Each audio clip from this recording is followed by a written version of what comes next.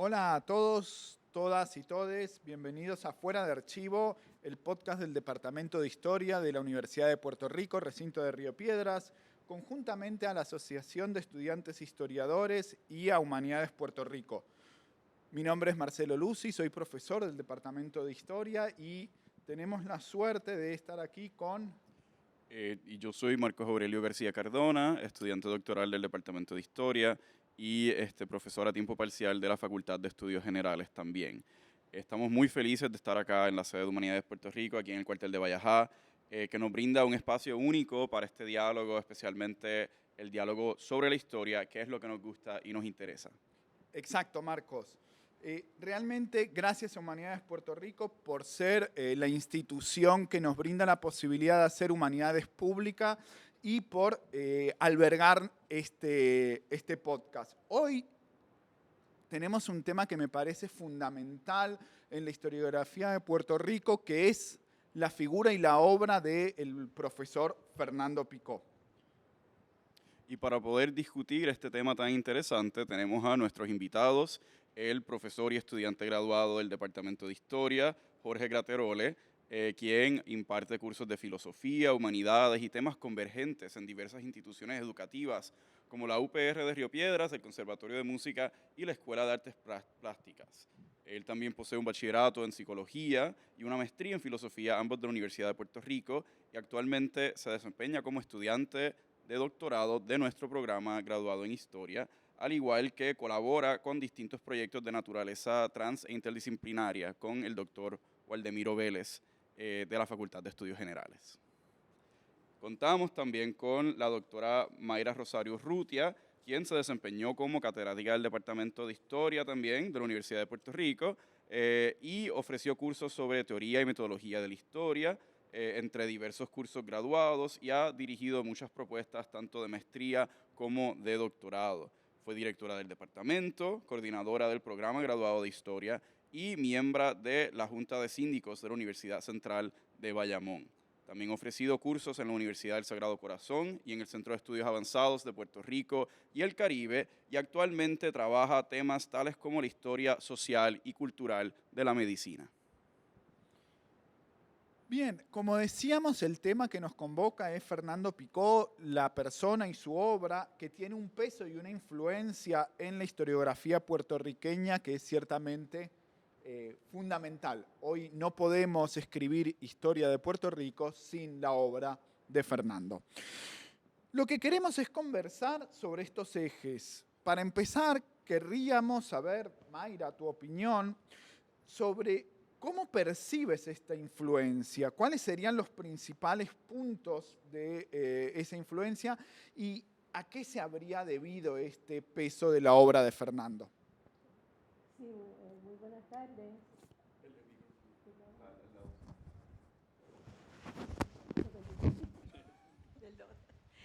Muy buenas tardes y gracias por la invitación. Para mí es bien importante hablar sobre la obra de Fernando. Yo fui estudiante de él en el 91, por ahí, o antes, no recuerdo bien cuándo. Pero además de eso, estuvimos compartiendo toda mi estadía como profesora de historia. Y la obra de Fernando, pues yo creo, ¿no?, que es bien difícil conocerla completa porque es bien extensa y es bien, yo diría, muchos temas, ¿verdad?, que él trabajó, pero me parece súper importante para los estudiantes que se familiaricen con la obra de Fernando, porque cada libro de él, yo siempre decía, es que el libro de Fernando no es autoritario. El libro de Fernando lo que hace es que da pistas y pistas y pistas de posibles temáticas que ustedes pueden investigar y que no se ha hecho todavía. Yo tengo mi preferido en ese sentido, que no es el preferido en términos académicos de las otras estratas, ¿verdad? Pero el libro que yo encuentro, y tú perdonas si me salgo de lo que me estás preguntando, ¿verdad? El libro que yo creo que debe de leer todo estudiante y la imaginación va a fluir, se llama Los gallos peleados. Y de los gallos peleados surgen temas, pero que eso es una cosa increíble, cómo se te puede ocurrir algo que no se ha trabajado. Fantástico, porque justamente uno de los ejes era era conocer sus preferencias sobre la obra de Fernando, ¿verdad, Marcos? Sí, definitivamente. Vamos a estar cubriendo distintos temas como parte de esas obras y en particular a Jorge yo le quería preguntar, sabemos que como una persona que también ha participado en la enseñanza de individuos confinados o quienes no tienen acceso a su libertad, pues eso te pone en un punto donde puedes interactuar mucho más directamente con parte de esa obra y de ese legado de Fernando Picó. Así que, teniendo esa perspectiva bastante única o limitada, ¿cuál es la obra que más te interpela a ti en ese caso y por qué? Gracias, Marcos. Saludos y gracias por la invitación.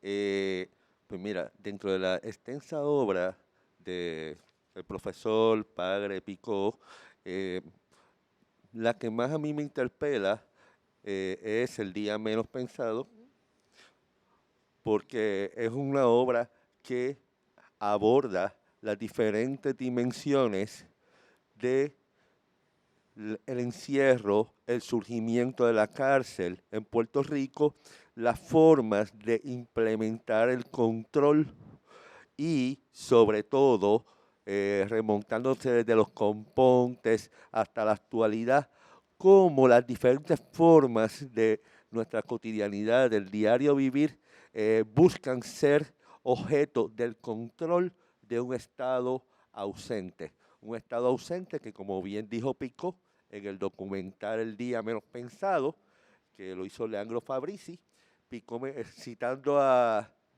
Huizinga, que se llama el historiador holandés, Huizinga. El Estado exacerba su teatralidad, sobre todo como lo que estamos viendo ahora, o como este personaje bien representante, el policía de Orlando, que viene ahora a darnos cátedras de moralina y de cómo somos unos terroristas por no seguir la ley y el orden. Y ese tipo de cosas las problematiza muy bien Fernando Picó con una actualidad impresionante. Muy bien. Absolutamente, y como nos recordaba Jorge también, nos traes, citando a Huizinga, esa formación de Fernando en historia medieval. Fernando, evidentemente, fue jesuita, se formó en Estados Unidos, hizo una tesis en historia medieval ahí, y una de las cosas más maravillosas también era cómo todo ese background formativo cultural, él lo sabía articular sincrónica y diacrónicamente para explicar o para por lo menos arrojar luz sobre posibles vías para entenderlo. Pero, Mayra, hay un texto que recuerdo una vez una conversación contigo y que tú me lo trajiste, que me parece fundamental de Fernando en su proceso formativo, que es realmente menos conocido y que más o menos se tituló como Es tiempo de volver a casa. Justo antes de volver a Puerto Rico. ¿Cómo podríamos interpretar este texto o qué importancia tú le darías, evidentemente desde hoy también, ¿no? Sí. Gracias por la pregunta, porque esto fue casi una casualidad encontrar una lectura como esa, que se publicó en Estados Unidos hacía muchísimo tiempo, ¿no? Y es time to go home. A las personas que yo le he dado ese ensayo, me dicen, Mayra, ese no es Fernando, ese es otro Fernando. ¿Tú estás segura que...? Sí, ese es Fernando. Y es como él hace toda una reflexión cuando está en Estados Unidos, ¿no? Estudiando, obviamente, pero su reflexión es sobre las cosas que están ocurriendo allí con las que él no está de acuerdo, ¿no? Y yo sé que lo de la guerra de Vietnam fue una de ellas. Y entonces ahí es una justificación para volver a Estados Unidos haciendo unas críticas, ¿verdad?, bien civilizadas de la cultura estadounidense. Fantástico, fantástico. Y me parece que nos trae también a esa propia vivencia de Fernando. Y cuando llega a Puerto Rico, no sé si Marcos, ¿cómo tú les podrías también preguntar sobre cómo nos interesa esa cuestión de la sociabilidad puertorriqueña, ¿verdad? Yo creo que es bien interesante porque realmente ese proceso refleja una reflexión o transformación por la cual muchos historiadores viven, que es el regreso al tema natal o nacional y trabajarlo desde nuevos enfoques, ejes, perspectivas que han sido desarrolladas afuera. Aquí tenemos obras como Al moverse hacia una historia de la sociabilidad puertorriqueña, que se publicó originalmente en la revista Exégesis en el 97 y más tarde se incluyó en el libro De la mano dura a la cordura, ensayos sobre el estado ausente, la sociabilidad y los imaginarios puertorriqueños, publicado en el 99. Y ahí vemos ese retorno, ese comienzo de publicaciones que tienen que ver con pensar, imaginar la puertorriqueñidad y la historia de nuestros trabajadores de distintos tipos. En cierto sentido, entonces, Picó plantea una sociabilidad puertorriqueña caracterizada como resistencia. ¿Qué opinan ustedes? ¿Cómo podemos seguir pensando e historizando esa sociabilidad, esa imagen del puertorriqueño a través de ese tema? Bueno, uno de los aspectos que a mí en lo personal me apela mucho de Picó, como mencioné, en parte la actualidad de sus textos, fueron de los primeros textos que leí desde que estaba en bachillerato y nos acerca a cómo se va formando esa sociabilidad, de cómo, como mencioné, ese estado que busca reprimir y cómo incluso buscamos la manera de cucar la autoridad, etcétera, más allá de la moralina de los motociclistas y eso. Pues mira, ¿qué es lo que subyace ahí? ¿Qué es lo que subyace en diferentes contextos? Entre los mismos poblaciones privadas de libertad, entre los confinados y confinadas, más allá de ir nosotros, profesores, profesoras, con este background, de que aquí está el poder, pues Fernando, no solo lo que decía en sus textos, también lo aplicaba y nos dejó un legado a los profesores y profesoras que dábamos o dábamos clases en la cárcel, de también escuchar las historias, las microhistorias de ellos. Un poco sus esquemas, sus visiones del mundo, su Weltanschauung, como lo quieran llamar, tomarlos en cuenta. ¿Qué nos quieren decir? No invisibilizarlos, sino también articularlos con lo que damos en las clases y demás, porque son muchas historias que nos están hablando y básicamente son muchas voces contestatarias que están ahí comunicándonos. Claro está, como bien decía él, para realmente comprender los sucesos del presente, debemos ahondar en las historias, debemos comprender ese pasado y eso está ahí también de manera encapsulada, encuerpada en ellos y ellas, confinados o personas subalternas de todos los sectores sociales, hablándonos, comunicándonos y demás. Y eso pues Fernando pues le dio mucha visibilidad. Mayra, no sé si tú querrías apuntar algo también sobre el tema de la sociabilidad. Hay algo que me parece importante que a veces pasa desapercibido y no creo que debe de pasar, y es que Fernando se dedicaba mucho a la microhistoria. Y la microhistoria, una de las exigencias, ¿no? Cuando se estudia lo que es eso, una de las exigencias es que tú no estudias para después generalizar. Tú te adentras, por ejemplo, a Utuado, tú te adentras a Carolina. Yo le presenté el libro de Carolina y se adentró bastante, ¿no?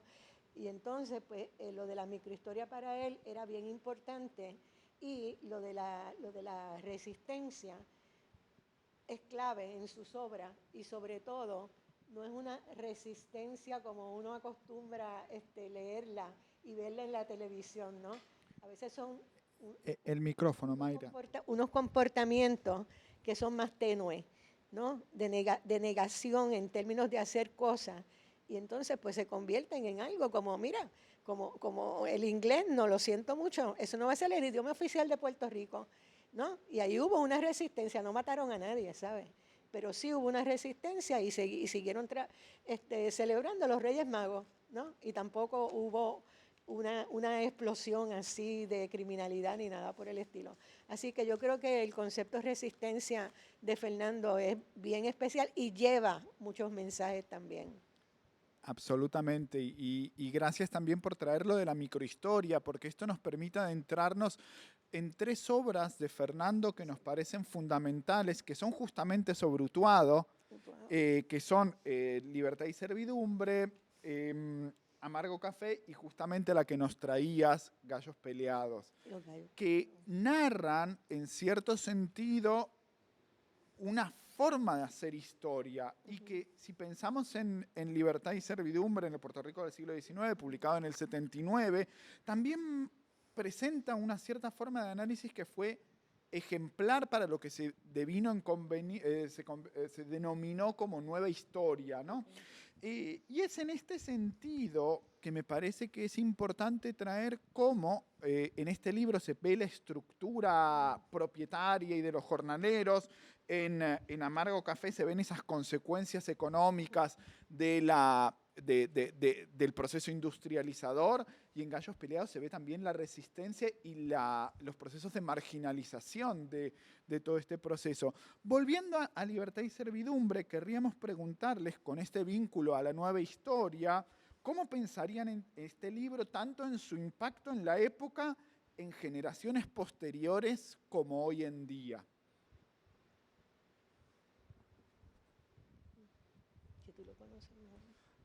Bueno, yo lo enlazo con otras obras que ha abordado Padre Picó, como por ejemplo los orígenes de la violencia en Puerto Rico, así como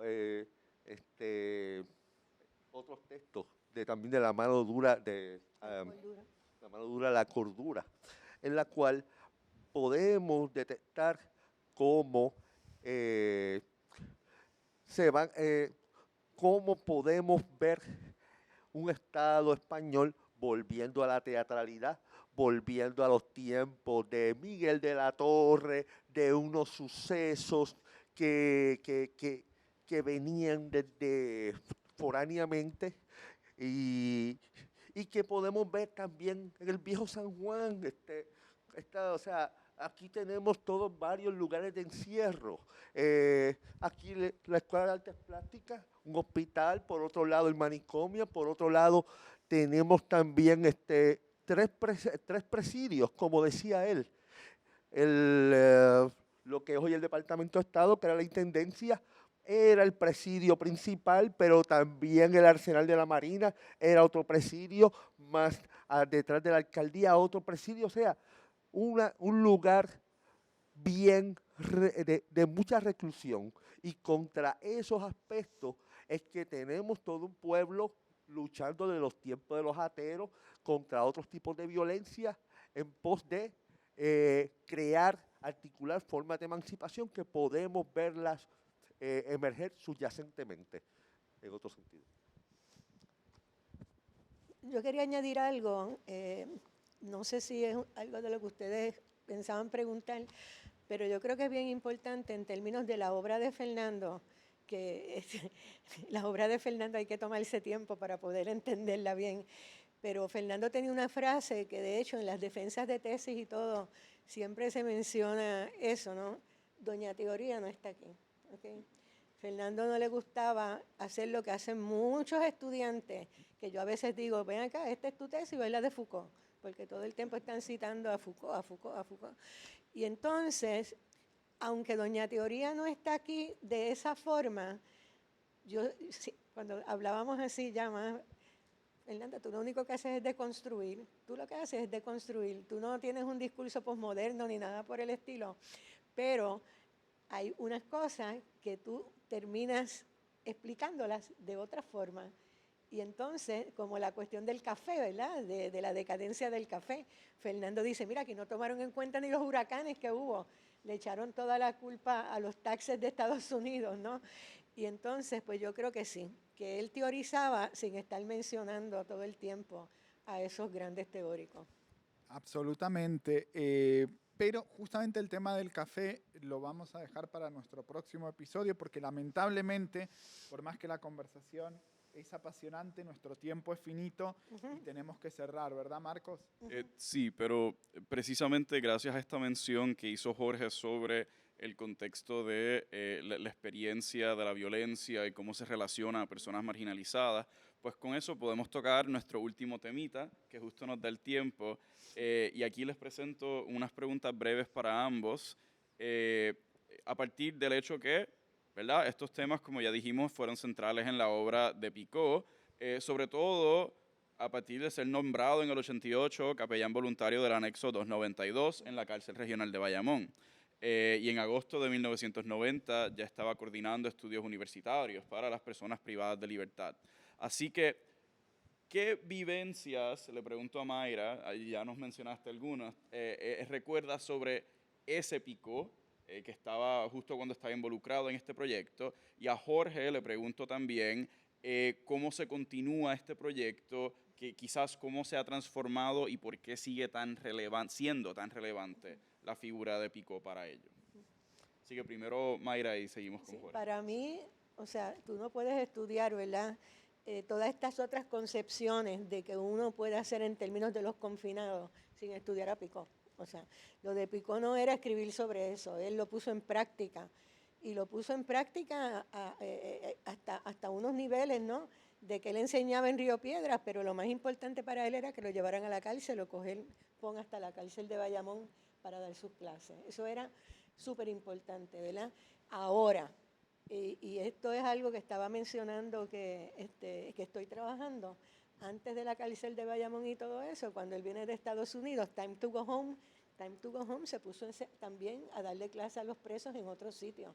Y entonces hay una serie de publicaciones en unas revistas que se publicaban, que si tú las lees, tú dices, ¿quién escribió esto? O sea, de tan sofisticadas y estaba Fernando, el otro Fernando está también en esa revista. Ajá. Y entonces, pues hay que estudiar esa parte también, ¿verdad? De cómo es que él empieza con todo esto en Puerto Rico. Y otra cosa que yo creo que no se ha mencionado y se debe de mencionar, y es algo que hay que abrirlo ya al estudio, es que aquí se creen que Bayamón es lo único que hay. Y hay correccionales por todos lados, y de pronto yo estoy en Mayagüez y me encuentro, no voy a decir los nombres, con este estudiante y no, si yo le estoy dando clases a confinados también. Qué bien. Así que hay que ver cómo se ha regado el asunto y el compromiso con los confinados. ¿Okay? Gracias, Mayra. Y Jorge, entonces, Si te parece, porque estamos justo con el tiempo, Marcos, lo que hacemos es, para nuestro próximo episodio, que vamos a seguir contando con la presencia de Mayra Rosario y Jorge Graterole para continuar hablando sobre la vida y obra del padre, profesor, jesuita, historiador y casi que padre de la historiografía moderna en Puerto Rico, Fernando Picó. Queremos agradecerle a los invitados, a Mayra y a Jorge. Les pedimos que no dejen de buscarnos en nuestras redes sociales y seguir a Fuera de Archivo, el podcast del Departamento de Historia, que sigan nuestros canales en YouTube y en Spotify. Y como les decía, nos despedimos hasta el próximo episodio. Nosotros somos Fuera de Archivo, el podcast del Departamento de Historia del recinto de Río Piedras de la Universidad de Puerto Rico, de la Asociación de Estudiantes e Historiadores y de Humanidades Puerto Rico. Buenas tardes.